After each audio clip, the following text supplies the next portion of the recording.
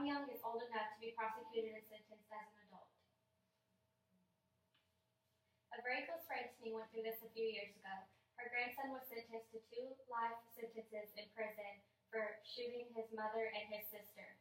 He stated that he watched the movie Halloween that Michael Myers was in, and he liked how Michael Myers killed his whole family and he felt no remorse. So he thought that he would try that, and he killed his own family.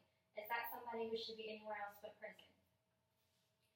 When it comes to teens going to court, some say trying them as juveniles is better for them. Others, like me, think if you're big enough to do the crime, you're big enough to do the time. I'm a strong believer that teens should be accountable and reasonable for their own actions, but at the end of the day, who is wrong and who is right? Around the U.S., juveniles have been sentenced as adults and even sent to life in prison, children as young as 8 years old. Could you imagine your little baby going to spend the rest of his child years in prison for a murder that they committed? There's people like Ejai that believe no child under 14 should be held accountable for any circumstances.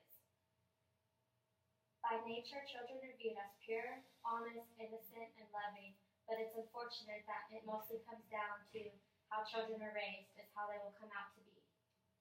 Most juveniles who commit crimes are generally exposed to criminal activity at a young age, whether it come from interactions and observations of a criminal family member, child abuse, neglect, or even just as simple as a harsh discipline.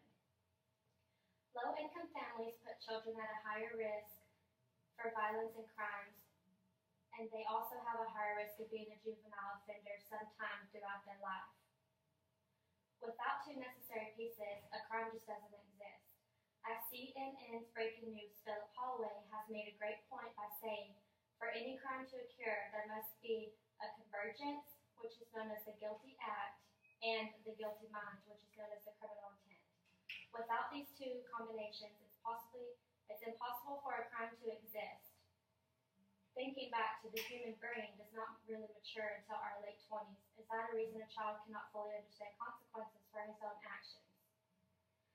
I believe there are many contributions and factors when making a decision to child-juvenile, not to include the nature of the crime, the reason behind the crime, and of course the intent of the crime.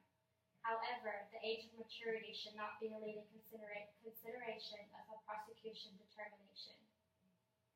When children commit crimes, it's important to realize what they do doesn't just affect themselves, but it also affects their family, the victim, and the victim's family. But at the end of the day, everybody deserves justice when affected by a criminal act. Catching on to criminal behavior is very easy, whether that be from a family member, whether that be from who you surround yourself by, or even just trying to act cool in front of others, which is very common these days. Youths who are on our streets, in our neighborhoods, and in our families are criminals, and they should be punished and sentenced and treated as one regardless of their age.